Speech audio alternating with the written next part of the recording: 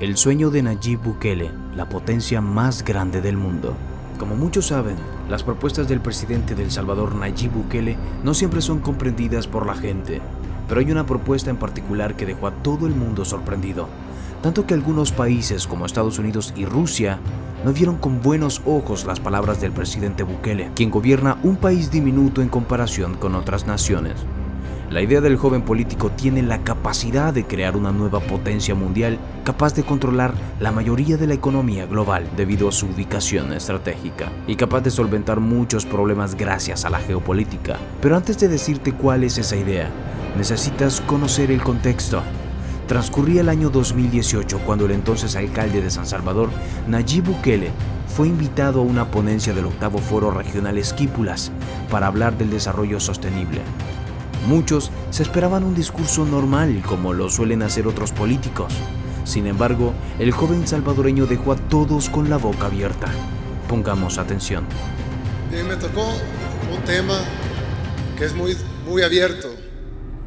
Es el tema de el desarrollo sostenible y la participación de la juventud en la política.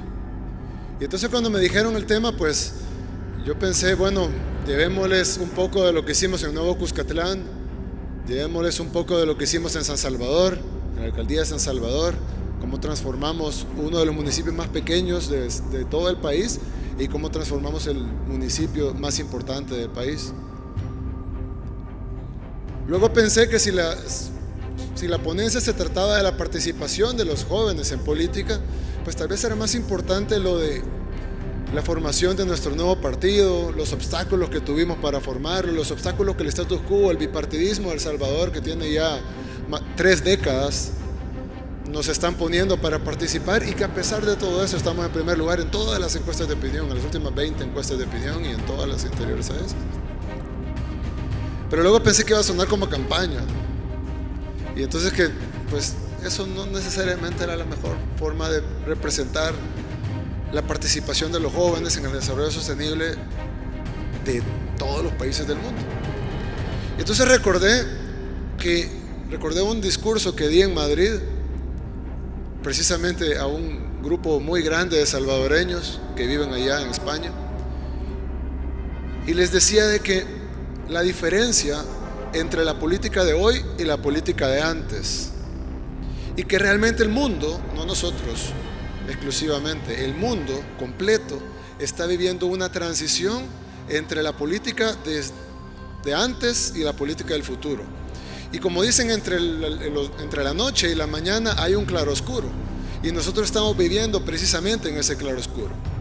Por eso es que a veces no entendemos por qué unas cosas funcionan bien y otras cosas funcionan mal. Y es precisamente porque en ese claroscuro todavía no entendemos realmente cómo va a ser la política del futuro.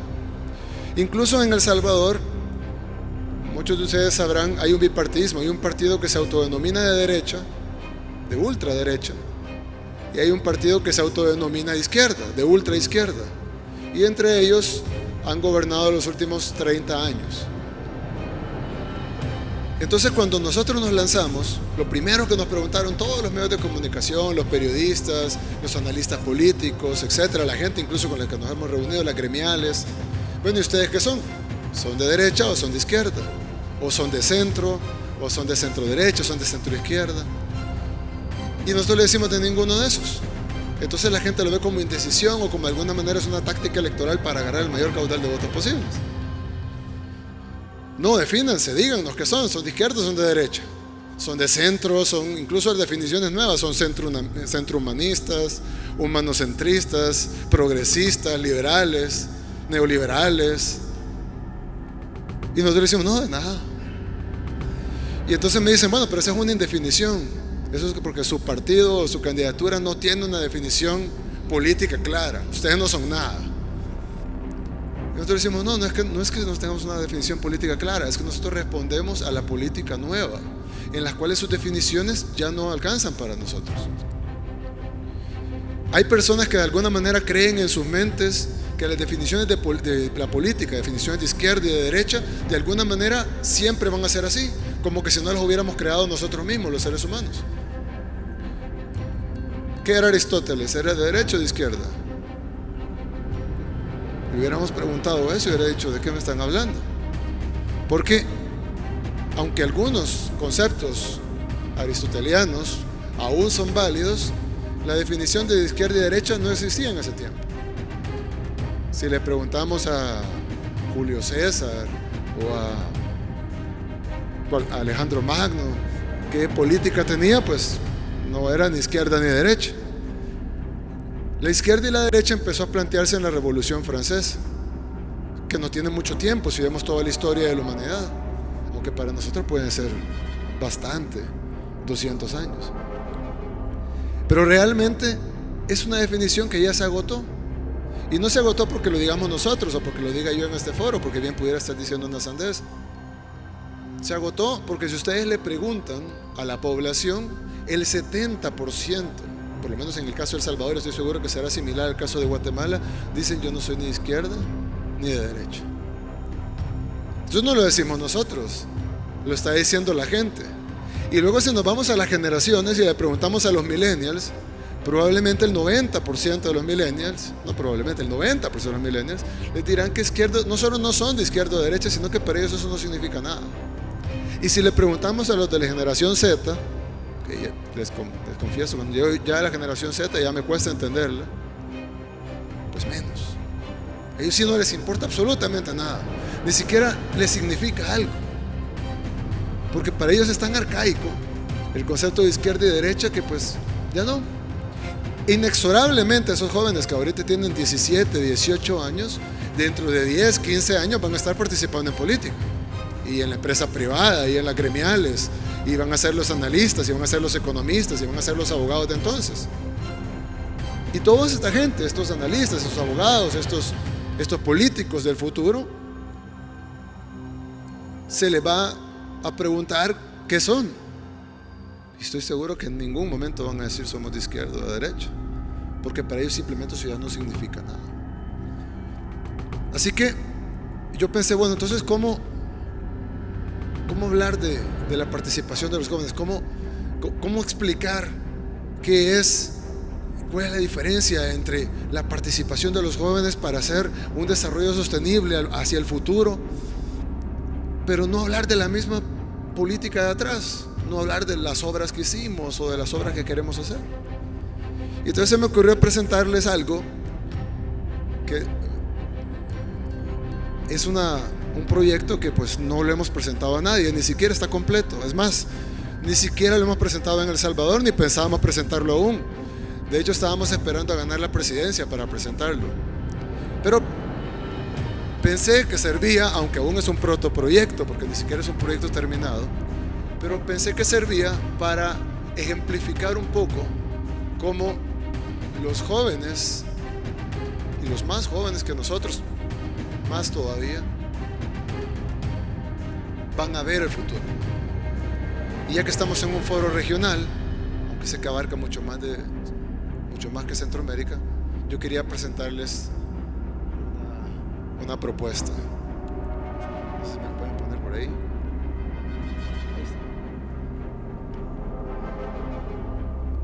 Es una propuesta que pensamos guardarla para cuando estuviéramos en la presidencia de El Salvador y no decirla ahorita en un foro cuando somos candidatos apenas. Esta propuesta no es sobre las obras que vamos a hacer, no es sobre las obras que hicimos o el currículum que tenemos, o mucho menos habla de ideologías, sino que es una propuesta de que creo que ya llegó el momento de que unamos Centroamérica. Y por eso traíamos esto, que como pueden ver son los 7 países que forman Centroamérica, no la República Federal Centroamericana de 5, sino que la de 7. En ese tiempo Belice era una colonia británica y Panamá era parte de la Gran Colombia, pero ahora Centroamérica son 7 países, incluyendo Belice, incluyendo Panamá. Tengo que decir, si se vuelve loco, ¿verdad? Pero la realidad es que piensen una cosa: si nosotros no hacemos esto, es posible que no lo hagamos por las diferencias que tengamos, es posible que no lo hagamos porque vamos a decir no, es imposible, no se van a poner de acuerdo los presidentes o los congresos de cada país. Es más, ni siquiera probablemente se puedan poner de acuerdo las sociedades civiles de cada uno de los países que integrarían este proyecto. Pero si no lo hacemos nosotros, yo les apuesto que la generación Z lo va a hacer. Porque para ellos las divisiones que crearon hace 200 años ya no significan nada. Ya no, los pleitos que hicieron las oligarquías de Guatemala con la de El Salvador, con la de Honduras, y que se pelearon y se dividieron, ya no significan nada. Así, no debería ni siquiera significar nada para nosotros. Pero ya no se diga para los millennials, pero para la generación Z, créanme que las divisiones que hicieron que Centroamérica no fuera un solo país, sino un montón de protoestados, casi todos fallidos, ya no significan nada. Entonces, si nosotros no hacemos esto, lo van a hacer ellos. Y está muy bien que lo hagan, pero no será bueno que les dejemos el camino un poquito allanado. Tal vez no logremos el proyecto completo, pero logremos al menos una integración aduanera, tal vez logremos fronteras abiertas o alguna especie parecida de comunidad de naciones, así como la Unión Europea. Bueno, la fuerza de una Centroamérica unida. ¿A dónde apunto aquí? Ahí está. Si uniéramos Centroamérica, tuviéramos un país de 560,000 kilómetros cuadrados. No es mucho, la verdad. Es solo el 1% del territorio mundial. Es el 1%. Eso es un wallpaper de algo.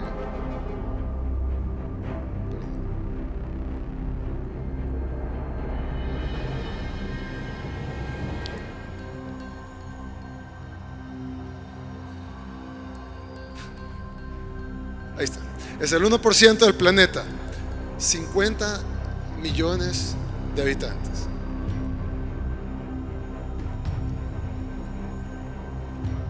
Tenemos todo el monopolio del acceso del Océano Atlántico al Pacífico y viceversa. Es decir, cualquiera que quisiera construir otro canal seco o mojado, lo va a tener que construir en algún lugar de Centroamérica. Es decir, Centroamérica es la única vía geográficamente posible para pasar del Océano Atlántico al Pacífico. La otra es ir a dar la vuelta a la Tierra de Fuego, pero no creo que quieran hacer eso. Como pueden ver, está largo el camino, ¿verdad? Entonces, básicamente, la posición geográfica es única en el mundo en comparación a todas las posiciones geográficas. O sea, tendríamos básicamente la mejor posición geográfica del mundo. Además, los productos de exportación que pudiéramos enviar a todos los países serían más diversos. Tenemos productos médicos, productos tecnológicos, agrícolas, ropa y textiles, banqueservicios, industria de naranja, bebidas, alimentos. Y ojo, estas son las industrias que tenemos ya. No estamos hablando de las que pudiéramos crear si lo hiciéramos, sino de las que tenemos ahorita, sin hacer nada más que unirlo. El PIB sería inmediatamente, sin haber hecho nada, sin haber trabajado nada, sin haber movido un dedo, más que sumar las partes, tenemos un PIB de 238,000 millones de dólares, o sea, la quinta potencia de Latinoamérica. Además, seríamos la economía número 45 en el mundo, muy por arriba de países que admiramos ahorita. Y en el 1% del territorio mundial tenemos el 8% de la biodiversidad del planeta, es decir, tenemos 8 veces más de lo que nos debería de tocar en valores porcentuales. Es decir, seríamos el lugar, esto parece exagerado, pero es cierto, seríamos el lugar número 1 del mundo en biodiversidad por kilómetro cuadrado. 144 áreas protegidas y 124 parques naturales. Y esa es la fuerza de construir el futuro.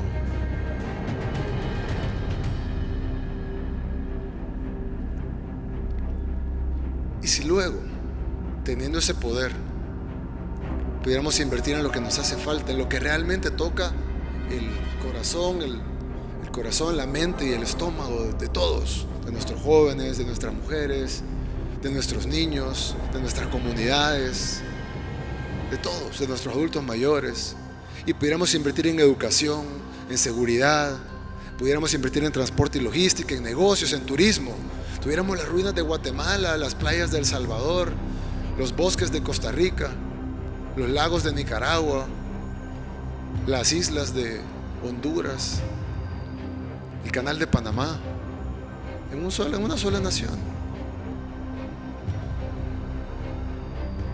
Y con eso resolver nuestro problema de migración, que es el problema más grande que tenemos varios de los países de Centroamérica. Y entonces a mucha gente le interesaría invertir en un proyecto como este. Uno de nuestros mayores socios serían los Estados Unidos, porque uno de los problemas que ellos tienen más grande es la migración de centroamericanos hacia allá. Pero si tuviéramos una nación fuerte, más fuerte de lo que nos imaginamos, entonces pudiéramos evitar la migración y la fuga de nuestra riqueza más grande, que es nuestra gente. Incluso ya tocando proyectos específicos, los nombres son irrelevantes. Eso es un ejemplo de un nombre, como las oficinas regionales centroamericanas, para poder tener una atención directa a todos los centroamericanos, desde la punta de Guatemala hasta la punta de Panamá, en iniciativas de inversión, en oportunidades de estudio, especialidades. Tal vez la oportunidad de estudio esté en Nicaragua, tal vez no esté en El Salvador, o tal vez esté en Honduras, tal vez no esté en Nicaragua. Residencias temporales o permanentes, de repente yo tengo que ir a vivir a Costa Rica porque quiero estudiar allá. Voluntariados y ayuda, de repente la gente que vive, si queremos ayudar a las zonas indígenas de Guatemala, las podemos ayudar, pero no solo desde Guatemala, sino que podemos hacer contingentes de voluntarios desde Panamá, desde Costa Rica, desde Nicaragua, desde Honduras, desde El Salvador y desde el mismo Guatemala y desde Belice, y entre todos poder apoyarlo. Si quisiéramos, y gracias, nos pausa en la presentación, si quisiéramos combatir el narcotráfico, no tuviéramos que combatirlo, el narcotráfico de Guatemala, con la policía de Guatemala, sino que tuviéramos la policía de Panamá, la policía de Costa Rica, la policía de Nicaragua, la policía de Honduras, la policía de Guatemala, la policía de El Salvador, la policía de Belice, los ejércitos de todos los países, más de 500,000 de efectivos para combatir el mismo narcotráfico que tenemos ahorita. Pudiéramos ver el turismo, los negocios, el comercio, los servicios, las innovaciones. Si una innovación que se descubre en Nicaragua, inmediatamente sería una innovación de la nación centroamericana. El emprendedurismo, el coworking regional. Pudiéramos estar desarrollando, si vamos a hacer una película, pudiéramos estar grabando en El Salvador y haciendo los efectos especiales aquí en Guatemala, que tenemos excelentes desarrolladores de efectos especiales, y pudiéramos tener actores de Costa Rica y pudiéramos estar grabando los paisajes de Panamá.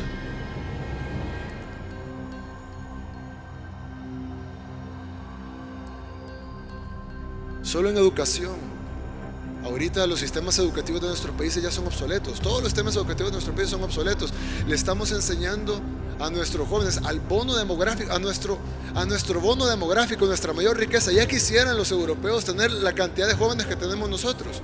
El problema de los países desarrollados es que para mantener a su población mayor necesitan jóvenes que estén trabajando, porque los gobiernos ya se gastaron los ahorros de pensiones. Casi todos los gobiernos, todos los gobiernos del mundo se han gastado los ahorros de pensiones.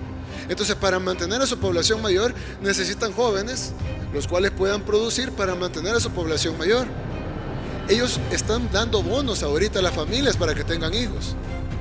Y nosotros en nuestros países tenemos tasas de natalidad increíbles y generalmente le asociamos a algo negativo. Y decimos, ¿por qué las tasas de natalidad son tan grandes? Claro, son negativas si no las aprovechamos, pero son súper positivas si las aprovecharíamos. Es más, invirtiendo en primera infancia, pudiéramos convertir nuestros déficits en superávits. Me decía alguien de la UNICEF que nosotros debemos de ser los intermediarios para que nuestros niños puedan prestar dinero. Yo le decía, ¿cómo es eso? ¿Cómo que los niños nosotros vamos a ser los intermediarios para que los niños presten dinero? Sí, me dice, porque todos los préstamos que nosotros estamos haciendo ahorita lo van a pagar nuestros niños. No lo vamos a pagar nosotros. Nosotros prestamos ahorita 20 años y lo van a pagar nuestros niños. Entonces, si ellos van a pagar la deuda, pues no sería lo justo que el dinero fuera invertido en ellos entonces. Es decir, que ellos nos sirvieran de alguna manera, que nosotros sirviéramos de alguna manera como intermediarios entre los bancos y los niños, para nosotros poder prestar dinero en nombre de ellos, invertirlo en ellos ahorita, en primera infancia, ahorita que tienen 3 meses, tienen 1 año, para poder invertir masivamente en educación, y cuando ellos tengan 18, 19, 20, 25 años, ellos van a poder sentir los frutos de la inversión que hicieron con el préstamo que ellos van a tener que pagar de todos modos. Pero la diferencia es que ahorita estamos prestando para que ellos paguen, pero lo estamos prestando para que nosotros gastemos. Es un poco injusto, ¿no? Lo correcto es que si ellos van a pagar los créditos, que por lo menos entonces los créditos sirvan para ellos. Y uno de esos es inversión masiva en educación. Por lo tanto, nuestro bono demográfico, para decirlo en centroamericano, ese montón de jóvenes y niños que tenemos, que no lo tiene Europa, no lo tiene Estados Unidos, no lo tiene Japón, no lo tiene ningún país desarrollado. Si nosotros le invertimos cantidades nunca antes vistas en educación, vamos a tener la próxima generación. Nos convertiríamos en una potencia mundial. Porque no solo seríamos un país de 50 millones de habitantes, con el 8% de la biodiversidad del mundo en solo el 1% del territorio, no solo con un PIB de 200 y pico mil millones de dólares, no solo con el canal de Panamá y con toda la riqueza y biodiversidad y los negocios y los puertos y los aeropuertos, sino que además tendríamos ese bono demográfico, eso en buen centroamericano, ese montón de niños y jóvenes con la mejor educación del mundo. Y ahora ustedes saben, lo estamos viendo aquí, ahora hay más gente conectada viendo esto que la gente que está aquí presente. Ahora con una tablet, los niños en una escuela pueden estar recibiendo clases del mejor profesor de habla hispana del mundo en ese tema. ¿Y cuánto nos costaría eso? Unas tablets y una conexión de internet de banda ancha. Pudiéramos tener, y estoy seguro que muchos de esos maestros, los mejores del mundo en todos esos temas, lo harían de gratis. Y si nos toca pagarle, pues les pagamos. Pero estoy seguro que la gran mayoría lo haría de gratis, solo por participar en un proyecto de verdad, en un proyecto que pudiera ser replicado en otras zonas del mundo, porque estoy seguro que si nosotros decidimos hacer esto, la mayoría de regiones del mundo van a empezar a ver cuáles son sus potenciales. Y si no lo hacemos nosotros, pues lo van a hacer ellos primero. Y nosotros vamos a ir atrás en la cola. Cuando Thomas Alva Edison llegó a presentar su patente del bombillo, hay discusión sobre la presentó un día antes o un día después que el que llegó a presentar la patente del bombillo. Las cosas cuando llegan los tiempos suceden, lo haga uno o no lo haga uno. La pregunta es, ¿lo vamos a hacer nosotros o nos vamos a quedar viendo cómo lo hacen otros? Y luego, como siempre, a tratar de copiar 20 años después lo que otros hicieron y tratar de emularlo más o menos, porque no hay voluntad política y porque la corrupción y porque las élites enquistadas en los poderes fácticos de nuestros países pues tratan de evitar que realmente nos desarrollemos.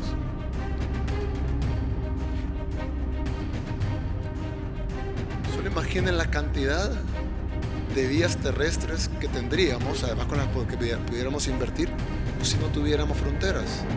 Pudiéramos tener una calle que fuera directamente de Tegucigalpa a San José, o de Panamá a San Salvador, o de Guatemala a Managua, directo, sin pasar por ninguna frontera, en una autopista. Además, no tuviera, si hay un bosque en medio, pues hacemos un highway. Tuviéramos todas las ciudades de Centroamérica conectadas y además conectadas con las ciudades de cada uno de los ahora países de Centroamérica. Y no solo las vías terrestres, sino un tren. Nos llamamos al tren de la costa, llámalo como quieran.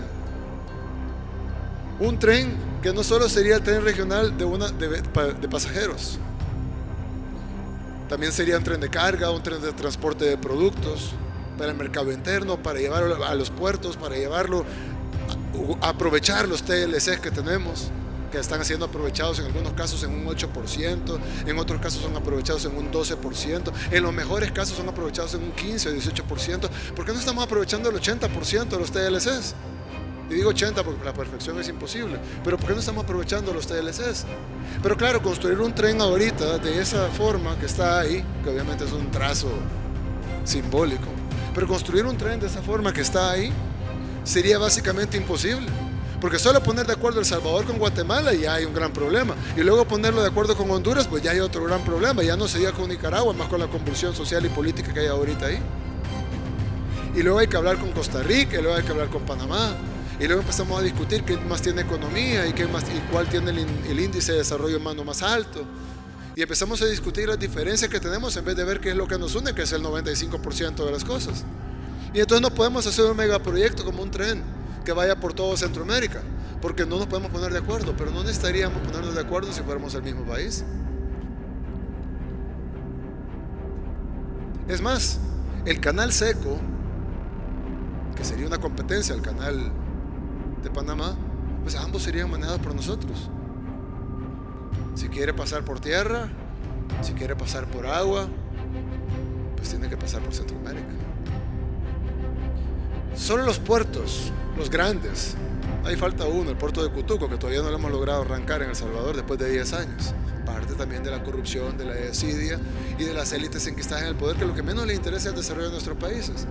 Pero solo en puertos pudiéramos modernizar la pesca regional, equiparla, tener capacitaciones, tener centrales de abasto y refrigeración, comercialización de los productos a nivel centroamericano.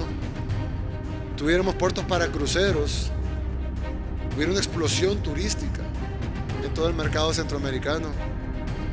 Pudiéramos tener puertos con seguridad militar regional para evitar el narcotráfico, para evitar los submarinos que pasan los narcotraficantes o las lanchas rápidas, porque pueden controlarlo todo desde todos los puntos, con comunicación inmediata.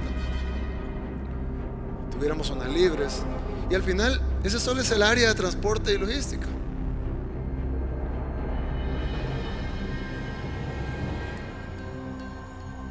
Tenemos todas las demás: seguridad, migración, gestión, educación. Pero eso, lo que les acabo de decir, es básicamente lo que seríamos, los datos que les di al principio, es lo que seríamos con solo la sumatoria de las partes. Pero si algo con solo hacer los proyectos, esos 5 o 6 proyectos, que obviamente no deben de ser 5 o 6, deberían de ser 100 o 200 proyectos, ¿a qué pudiéramos aspirar? En 10 años,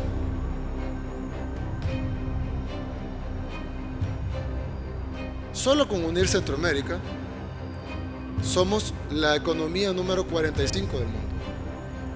Pero en 10 años pudiéramos llegar a ser la economía número 33. Estaríamos arriba de Dinamarca.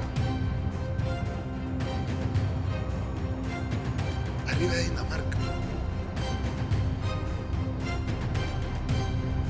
Compitiendo con Sudáfrica, uno de los BRICS.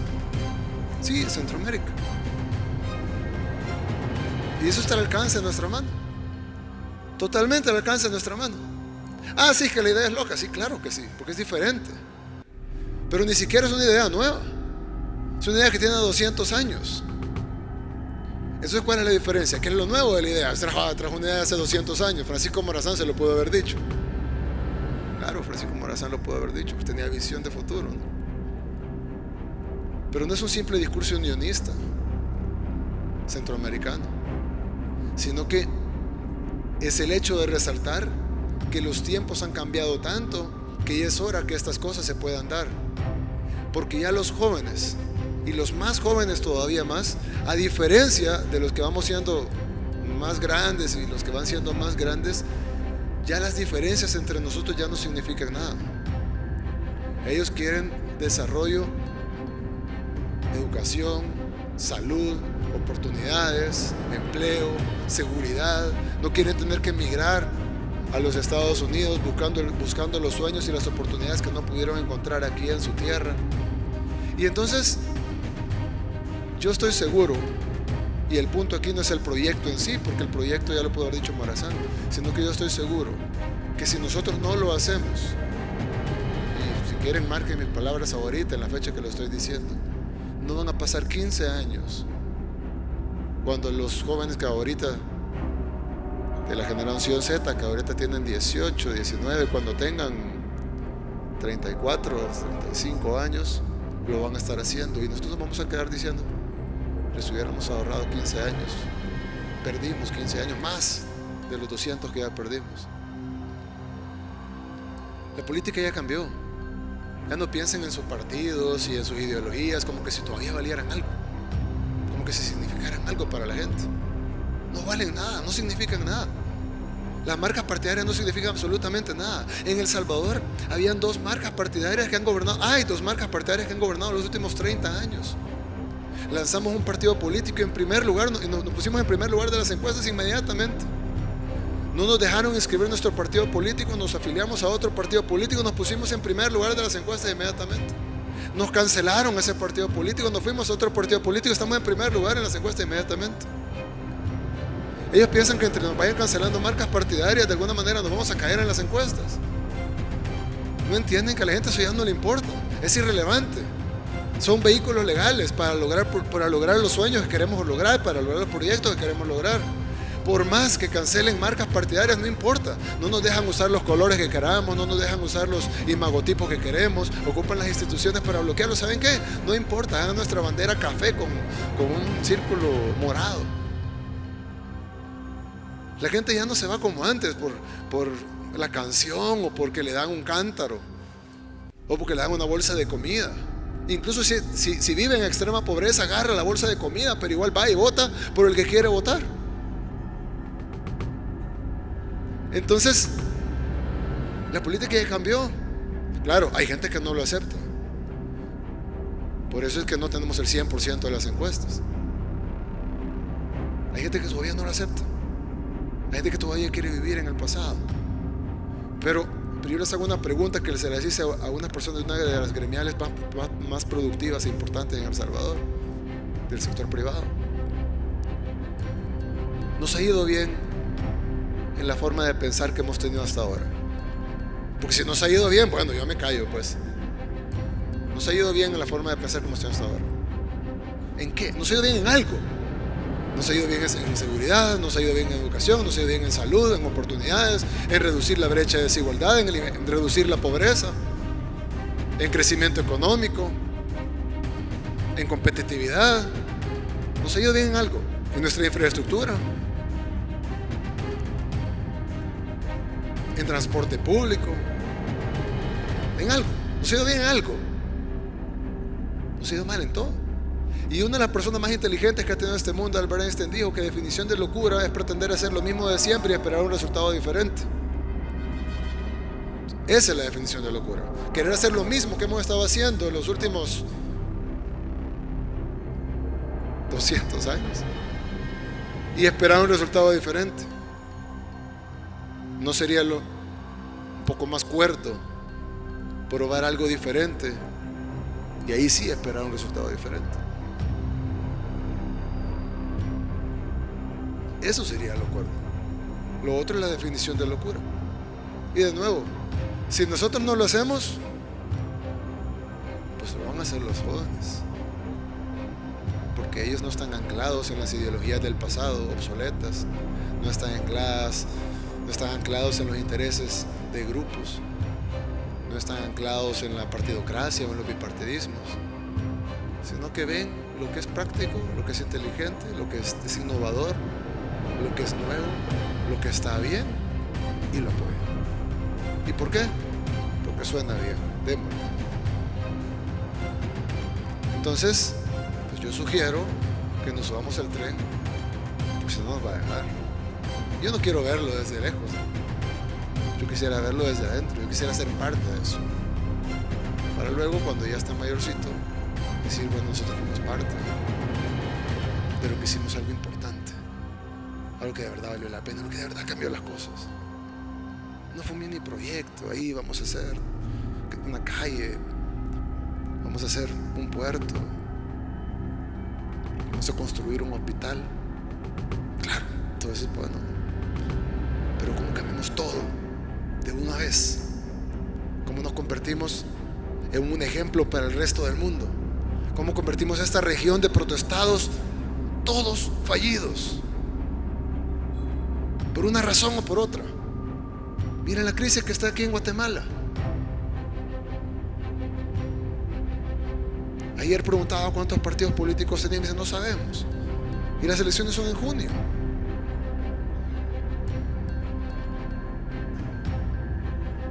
¿Dónde están los expresidentes de sus países? En la cárcel. ¿Saben dónde están los del mío? En la cárcel. Y eso que no tenemos el mejor combate al crimen que podemos tener. Vamos a continuar eso. Albert Einstein decía que era la definición de locura. ¿Somos locos? Es hora de cambiarlo, ¿no? Despojémonos de nuestras ideologías obsoletas que ya pasaron, ya tuvieron su tiempo, en algún momento debieron haber servido para algo. Despojémonos de eso. Despojémonos de esos partidismos absurdos. Despojémonos de nuestras divisiones por nuestras diferencias que son mínimas, por Dios. Que tenemos acentos diferentes, pero si en un mismo país hay acentos diferentes. Lo que nos une es muchísimo más que lo que nos separa. Y les traigo este proyecto primero para plantarle la semilla en todos ustedes, porque sé que hay mucha gente importante que se puede llevar esa semilla para sus diferentes ámbitos de acción, pero además para demostrarles de que la mejor forma de llamar a la juventud a participar no es decirle: jóvenes, vengan, participen en esta política corrupta, horrible, que a ustedes les da asco y que no quieren ver, vengan y súmense a la pudrición, sino que es hacer proyectos nuevos y decir a los jóvenes: sean ustedes los protagonistas de un nuevo ejemplo para todo el mundo. Muchas gracias.